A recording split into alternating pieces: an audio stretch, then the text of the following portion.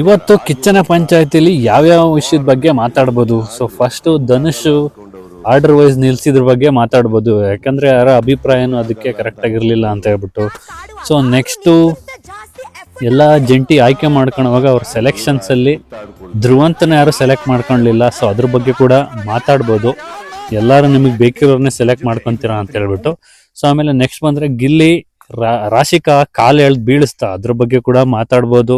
ಆಮೇಲೆ ನಾಮಿನೇಷನ್ ಮಾಡುವಾಗ ಎಲ್ಲಾರು ರೀಸನ್ಸ್ ಸಿಕ್ಕಾಪಟ್ಟೆ ಪರ್ಸನಲ್ ಆಗಿ ಕೊಡ್ತಿದ್ರು, ಅದರಲ್ಲಿ ರಕ್ಷಿತಾ ಅಂತೂ ಕೊಟ್ಟಿದ್ ರೀಸನ್ಸ್ ಸರಿ ಇಲ್ಲ, ನಾಮಿನೇಷನ್ ಮಾಡಕ್ಕೂ ಬರ್ತಿರ್ಲಿಲ್ಲ ಸರಿಯಾಗಿ.